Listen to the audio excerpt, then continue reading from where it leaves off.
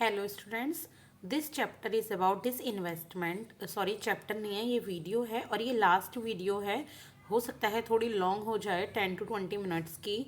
तो लेकिन ये लास्ट टॉपिक है फिस्कल पॉलिसी पब्लिक फाइनेंस का, जो थर्ड चैप्टर मैं आपको पढ़ा रही हूँ उसमें डिस इन्वेस्टमेंट के नाम से। तो देखिए, डिस इन्वेस्टमेंट क्या होता है। तो डिसइन्वेस्टमेंट वो हो, गवर्नमेंट का जैसे कुछ स्टेक्स होते हैं, गवर्नमेंट के पास कुछ सिक्योरिटी होती है और कुछ असेट्स होती हैं जिसको गवर्नमेंट्स पब्लिक सेक्टर अंडरटेकिंग्स में बेच देती है। यहाँ जा इसका मतलब है कि पब्लिक इसको खरीद सकती है और ये नॉन डेट होती है। नॉन डेट मीन्स कि ये गवर्नमेंट को लौटानी नहीं होती, गवर्नमेंट के ऊपर इस चीज़ की कोई लाइबिलिटी नहीं होती, बल्कि जैसे ऐसा होता है ना कि आपके पास कोई सामान है, यानी कि गोल्ड है, आपने वो बेच दी और आपको उसके बदले पैसा मिल गया। तो डिस इन्वेस्टमेंट उसी को कहते हैं, यानी कि इन्वेस्टमेंट को, जो आपके पास एसेट्स हैं उनको आपको बेच देना, तो इसको कहते हैं डिस इन्वेस्टमेंट। तो ऐसे ही करती है गवर्नमेंट। जब गवर्नमेंट के पास पैसा नहीं होता, उसको कुछ एक्सपेंसेस को मीट करना होता है, या उनको कोई फिजिकल जो डेफिसिट उसको होता है, तो उसको जब बैलेंस करना होता है तो अपनी जो एसेट्स हैं उनको बेच देती है या उनका प्राइवेटाइजेशन कर देती है। तो इससे उसको इनकम होती है। तो देखते हैं हम किस तरीके से होती है। ये है इंक्रीज्ड प्राइवेटाइजेशन, प्राइवेटाइजेशन को बढ़ा के। तो सबसे पहले आप समझिए कि डिस इन्वेस्टमेंट टू टाइप्स की होती है। First is minority disinvestment, second is majority disinvestment.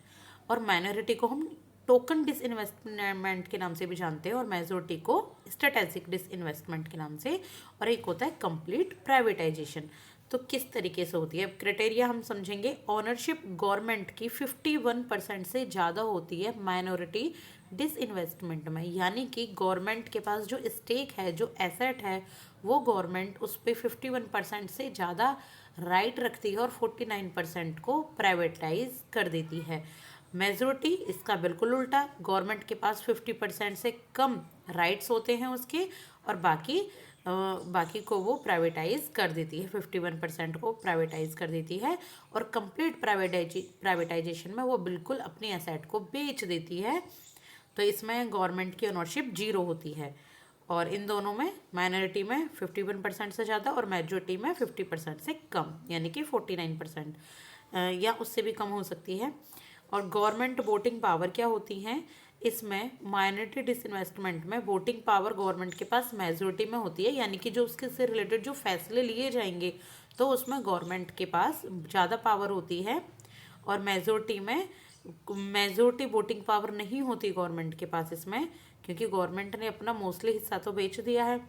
और कंप्लीट प्राइवेटाइजेशन में बिल्कुल भी वोटिंग पावर नहीं होती, सारा का सारा फैसला उससे रिलेटेड, उस एसेट से रिलेटेड आपका प्राइवेट इंडस्ट्री ही लेगी। ये आप इस तरीके, जैसे एयर इंडिया हो गई, तो आपका काफ़ी ज़्यादा एयर सेक्टर में प्राइवेटाइजेशन करती है ना, कोल सेक्टर में।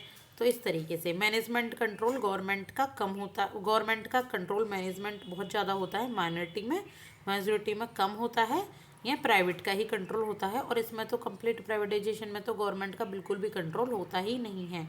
एग्जाम्पल जैसे LIC IPO, LIC का जो IPO है, इनिशियल पब्लिक ऑफर, तो ये गवर्नमेंट ने इसको 51% से ज़्यादा अपने पास रखा हुआ है, बाकी प्राइवेटाइज किया हुआ है। मेजोरिटी में हिंदुस्तान जिंक लिमिटेड है, जिसको गवर्नमेंट के की कम है इसमें राइट्स, और बाकी इसने डिसइन्वेस्टमेंट किया हुआ है। और कंप्लीट प्राइवेटाइजेशन में है एयर इंडिया, जैसे मैंने भी आपको एग्जांपल दिया था ना, एयर इंडिया को कंप्लीट प्राइवेटाइज किया हुआ है, उसको आपकी प्राइवेट एयर इंडस्ट्री ही चला रही है। तो ये होता है डिसइन्वेस्टमेंट और उसके टाइप्स के बारे में। अब देखिए, स्ट्रेटेजिक डिसइन्वेस्टमेंट क्या होता है। स्ट्रेटेजिक डिसइन्वेस्ट का मतलब होता है कि गवर्नमेंट ने 50% से ज़्यादा अपनी डिसइन्वेस्टमेंट कर दी है, इसी को हम मेजोरिटी डिसइन्वेस्टमेंट भी कहते हैं। अब ये डिसइन्वेस्टमेंट की पॉलिसी का इवोल्यूशन किस तरीके से हुआ, देखिए 1947 में क्या हुआ। शुरू के जो 4 दशक थे, 4 डिकेड्स थे 1947 के बाद, इंडिपेंडेंस के बाद, इंडिया ने क्या किया, इंडिया को लगा कि अगर पब्लिक सेक्टर है, यानी कि गवर्नमेंट के हाथ में अगर सब कुछ है, अगर राइट्स गवर्नमेंट्स के हाथ में हैं, तो उनको ज़्यादा ग्रोथ होगी, ज़्यादा डेवलपमेंट होगा। बल्कि ऐसा बिल्कुल भी नहीं था, लेकिन गवर्नमेंट को ऐसा लगा कि ज़्यादा डेवलपमेंट होगा अगर हर चीज़ पब्लिक होगी, प्राइवेटाइज नहीं होगी। तो गवर्नमेंट ने उस टाइम कंपलसरी लाइसेंस भी था कि अगर प्राइवेट इंडस्ट्री, प्राइवेट सेक्टर कुछ भी वर्क करना चाह रहा है तो पहले वो लाइसेंसिंग गवर्नमेंट से ले, तब वो कोई प्राइवेट वर्क कर सकता था। लेकिन 1991 में क्या हुआ, कुछ रिफॉर्म्स आए। आपने पढ़ा होगा ना, ये आपका लिबरलाइजेशन, ग्लोबलाइजेशन, एलपीजी और प्राइवेटाइजेशन रिफॉर्म्स आए थे। तो उसमें क्या हुआ था कि जो ये पब्लिक सेक्टर अंडरटेकिंग्स में प्राइवेटाइजेशन स्टार्ट हो गया होना 1991 में, और यहाँ पे आपकी माइनॉरिटियाँ टोकन डिसइन्वेस्टमेंट स्टार्ट हो गए, यानी कि 51% गवर्नमेंट के पास, 50% से ज़्यादा, बाकी को ये प्राइवेटाइजेशन होना शुरू हो गया। अब 1999 से 2000 में क्या हुआ, इस 1 ईयर में स्ट्रेटेजिक सेल स्टार्ट हुई, यानी कि 50% से ज़्यादा गवर्नमेंट ने प्राइवेटाइजेशन करना शुरू कर दिया। और ये किसके अंदर आता है, इसको हम मिनिस्ट्री ऑफ डिसइन्वेस्टमेंट के नाम से जानने लगे। तो इसके बाद 2004 to 5 में क्या हुआ, काफ़ी रेडिकल डिपार्चर हुआ स्ट्रेटेजिक सेल का, यानी कि ये भी डिसाइड हुआ कि मोस्टली या सारा ही आप प्राइवेटाइज कर सकते हो जो आपके पास एसेट्स है। तो इसके लिए डिपार्टमेंट ऑफ डिसइन्वेस्टमेंट भी मिनिस्ट्री ऑफ फाइनेंस के अंदर बनाया गया, और गवर्नमेंट ने एक नेशनल इन्वेस्टमेंट फंड के नाम से एक फंड स्टार्ट किया 2005 में, जिसमें डिसइन्वेस्टमेंट जो होता था उसकी जो प्रोसीडिंग होती थी, उसका जो पैसा होता था वो उसमें रखा जाता था।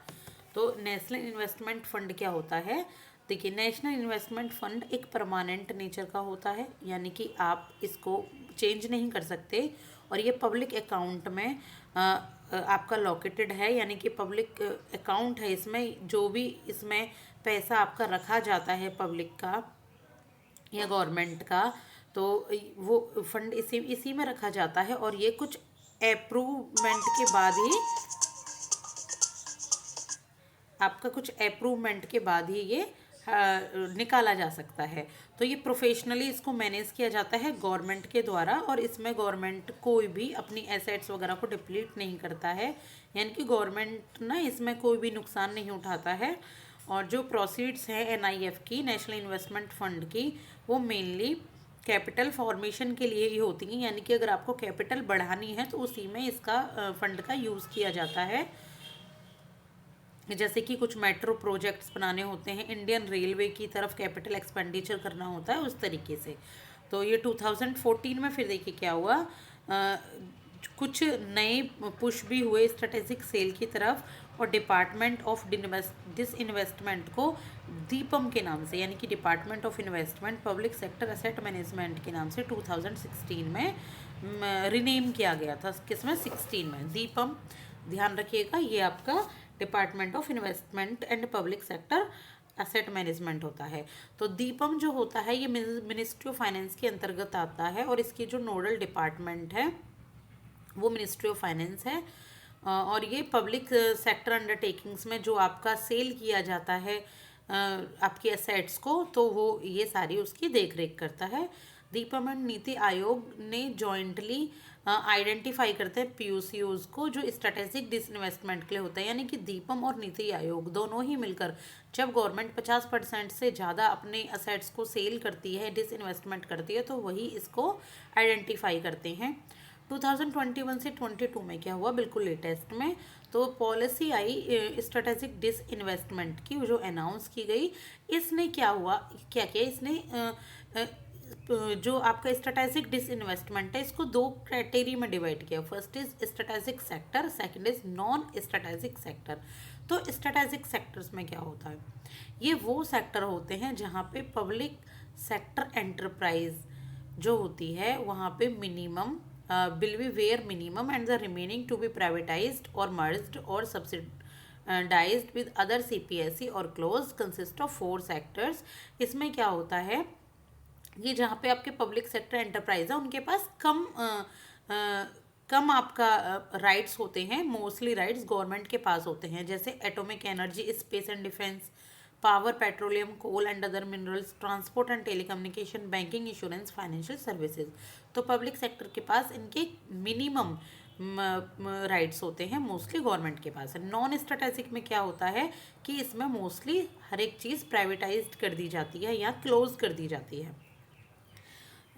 मेथड्स क्या हैं डिसइन्वेस्टमेंट के, तो देखिए कुछ मेथड्स हैं और ये बहुत इंपॉर्टेंट है। इनिशियल पब्लिक ऑफरिंग, ये तो मोस्टली एग्जाम्स में पूछ लिया जाता है कि इनिशियल पब्लिक ऑफरिंग से आप क्या समझते हो। तो इसमें 4 स्टेटमेंट दी जाती है, जिसमें से कोई एक स्टेटमेंट आप छांटते हो या 2 से 3 स्टेटमेंट आप रिकॉग्नाइज करते हो। तो देखिए आईपीओ क्या होता है। आईपीओ आप सिंपल भाषा में समझिए, इनिशियल पब्लिक ऑफरिंग यानी कि गवर्नमेंट का वो स्टेक, वो पार्ट जो government first time government shares को बेचने के लिए मार्केट में उतार रही है, यानी कि फर्स्ट टाइम गवर्नमेंट अपना कोई भी एसेट का शेयर बेच रही है, उसको कहते हैं हम initial public offering. Further public offering क्या होती है, कोई भी शेयर है गवर्नमेंट का, वो उसने बेच दिया है, कोई भी उसने पहले उसको मतलब मार्केट में उतारा है और दोबारा उसको फिर बेचना है, यानी कि फर्स्ट टाइम नहीं है, मार्केट में उतारा फिर शेयर उसके पास रहे गवर्नमेंट के पास, बाद में गवर्नमेंट ले ली और फिर वापस उसको मार्केट में उतारा, उसी को कहते हैं further public offering. Strategic cell क्या होती है, ये हम कई बार पढ़ चुके हैं कि 50% से ज़्यादा जब गवर्नमेंट अपनी शेयर्स को बेच देती है, उसी को कहते हैं स्ट्रेटेजिक सेल। और इंस्टीट्यूशनल प्लेसमेंट प्रोग्राम क्या होते हैं कि सिर्फ इंस्टीट्यूशन ही खरीद सकते हैं, कोई पब्लिक कोई इंडिविजुअल नहीं खरीद सकता है इनको, सिर्फ इंस्टीट्यूशन ही इन ऑफरिंग को ले सकते हैं, पार्टिसिपेट कर सकते हैं। और CPSE exchange trading fund ETF क्या होता है, जो डिसइन्वेस्टमेंट होता है वो ईटीएफ एक्सचेंज ट्रेडिंग फंड के थ्रू होता है। इसमें जो गवर्नमेंट का स्टेक होता है वेरियस कंपनीज में, वेरियस सीपीएसईज में, तो वो अलग अलग सेक्टर में होता है थ्रू सिंगल ऑफरिंग। एक मैकेनिज्म गवर्नमेंट को मिलता है कि वो अपनी जो शेयर्स हैं उनको मोनेटाइज कर सके, काफ़ी अलग अलग तरीके से अलग अलग सेक्टर्स में अपने शेयर्स को बेच के, लेकिन सिंगल ऑफरिंग में एक ही बार ऑफर किए जाते हैं और अलग अलग सेक्टर में इसको ये बेच सकती है। तो ये होते हैं मेथड्स ऑफ डिसइन्वेस्टमेंट। अब हम पढ़ेंगे जेंडर बस्टिंग के बारे में। मोस्ट इम्पोर्टेंट जेंडर बस्टिंग होती है जब गवर्नमेंट अपना बजट जेंडर को ध्यान में देखते हुए बनाती है, यानी कि कितना उसे एलोकेट करना है वो मैन के लिए और कितना एलोकेट करना है उसे मैन के लिए। तो इसमें जेंडर बस्टिंग क्या होती है, देखिए एक स्ट्रेटेजी है जहाँ पे जेंडर सेंसिटिव रिसोर्स एलोकेशन होते हैं, जेंडर को ध्यान में रखते हुए, ताकि किसी भी एक पर्सनलाइज जेंडर की ग्रोथ हो सके।